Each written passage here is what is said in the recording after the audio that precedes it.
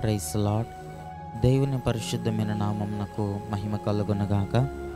మన ప్రభు అయిన యేసుక్రీస్తు పరిశుద్ధ నామంలో ఈ ఉదయకాలం ఎవ్రీడే విత్ జీసస్ అనే లైవ్ కార్యక్రమం ద్వారా దేవుని వాక్యమును వినిచిన మీకు అందరికీ కూడా నా హృదయపూర్వకమైన వందనములు తెలియజేస్తున్నాను. ప్రియులారా, దేవుడు మనలను ఎంతగానో ప్రేమించి తన యొక్క అత్యున్నతమైనటువంటి ప్రేమ చేత, తన యొక్క అత్యున్నతమైనటువంటి కనికరము, మహావాత్సల్యత చేత మనలను ఈ నూతనమైన దినములోనికి నడిపించినారు. అనేక మంది ఈ దినమును చూడలేక మరణించి ఉండిన, అనేక మంది ఈ దినమును చూడలేక ఒకవేళ ఈ దినమందు కృంగిన వారిగా అసమాధానముతో ఉండిన, కొన్ని కరువులతో, కొన్ని కొరతలతో వారు ఉండిన, దేవుడు తన కృప చేత, దేవుడు తన కనికరము చేత మనకి స్థితినిచ్చి, ఆరోగ్యమునిచ్చి, నెమ్మదినిచ్చి, సంతోషమునిచ్చి, సమాధానమునిచ్చి ఈ దినం దేవుని వాక్యమును వినుటకు, ఆయన వాక్యములను ధ్యానించుటకు, ఆయన ప్రేమను, ఆయన కృపను గురించి మనం రుచి చూచి మనము తెలుసుకున్నటకు ప్రభు ప్రేమతో మనకి దినాన్ని అనుగ్రహించారు.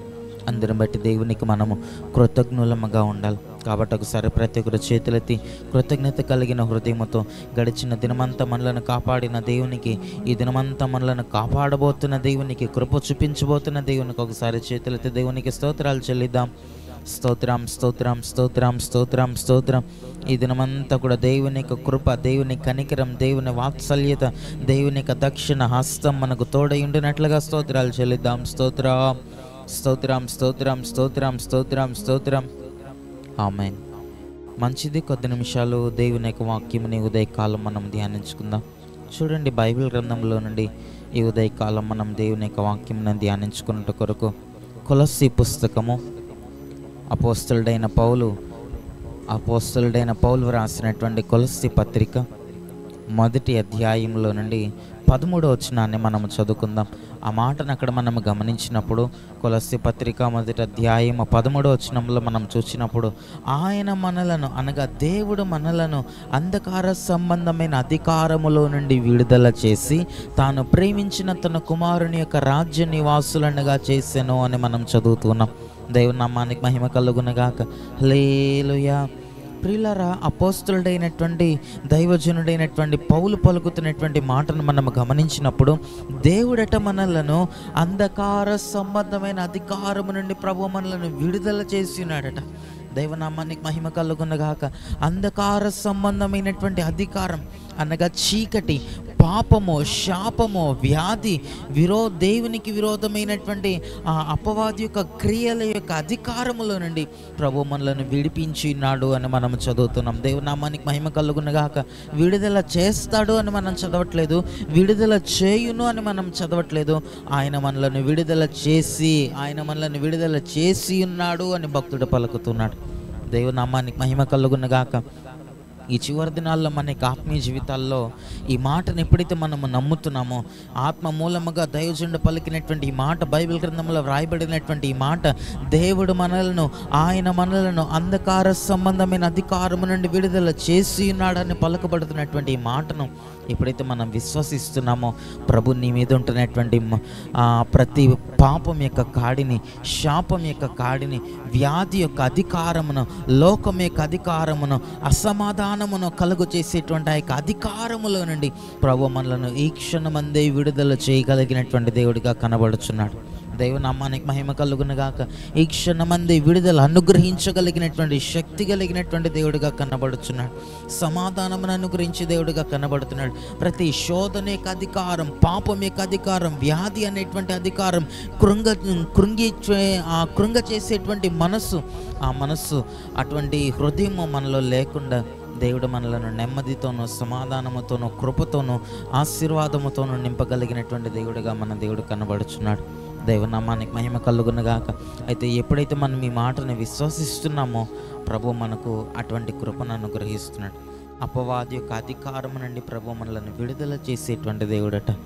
అంధకార సంబంధమైన అధికారం అనగా చీకటి శక్తుల యొక్క అధికారం, పాపం యొక్క అధికారం, లోకం యొక్క అధికారము, శాపం యొక్క అధికారము, పాపము, ఈ లోకంలో పనిచేసేటువంటి అసమాధానం, ఈ లోకంలో పనిచేసేటువంటి వ్యాధి, ఈ లోకంలో క్రియ చేసేటువంటి ఆ యొక్క చీకటి శక్తుల యొక్క అధికారంలో ఏది కూడా మన మీద ఉండకుండా ఆయన మనల్ని విడుదల చేస్తాడట. ఈ రోజుల్లో అనేక మంది వారి యొక్క ఆత్మీయ జీవితాలను మనం గమనించినప్పుడు, అనేక మంది మనుషులను ఈ రోజున మనం గమనించినప్పుడు, వారు ఏదో ఒక పాపం యొక్క అధికారముల చేత వారు బంధించబడేటువంటి వారుగా కనబడతారు.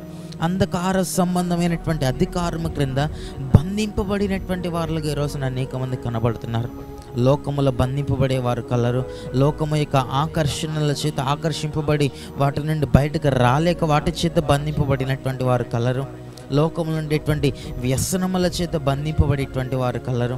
లోకంలో ఉండేటువంటి ఆ మనుషుల ప్రేమ చేత బంధింపబడేటువంటి వారు కలరు.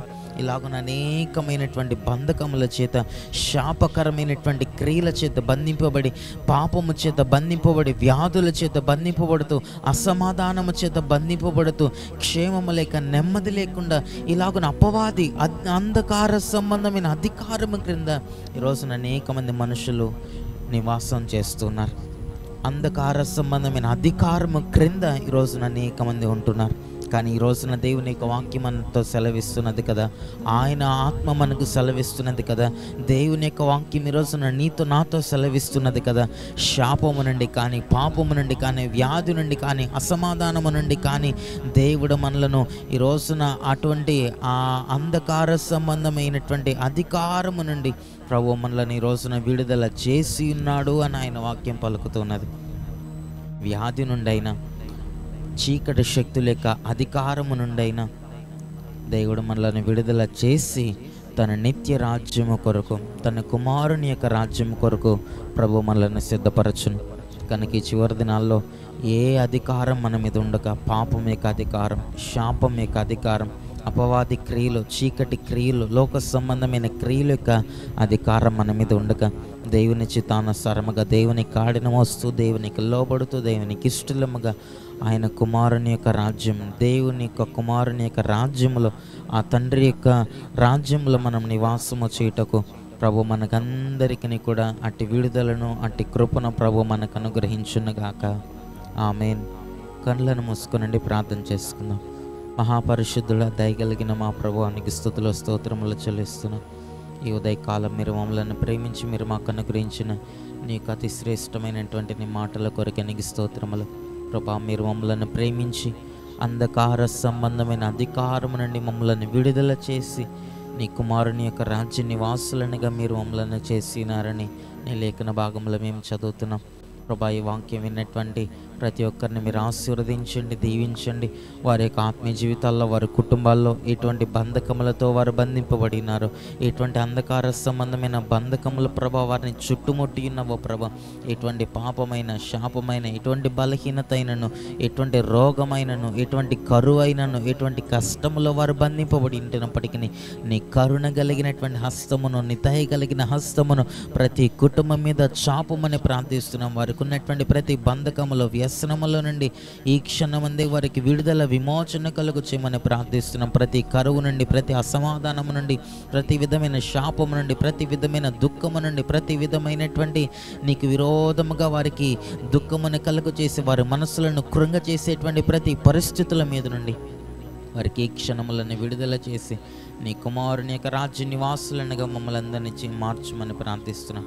అట్టి కృపా కనికరములతో మమ్మల్ని దీవించి ఈ దినమంతా నీ కృపాక్షేమములను మాకు తోడుగా ఉంచి, నీకు అధికారం మా మీద ఉంచి, నీకు ఆత్మ నింపుదల మా మీద ఉంచి, పాపం యొక్క అధికారమును బంధించి నీ రాకడ కొరకు సిద్ధపరచమని యేసయ్య నామములో ప్రార్థించి అట్టి కృపను పొందుకొని నమ్ము తండ్రి. ఆమేన్.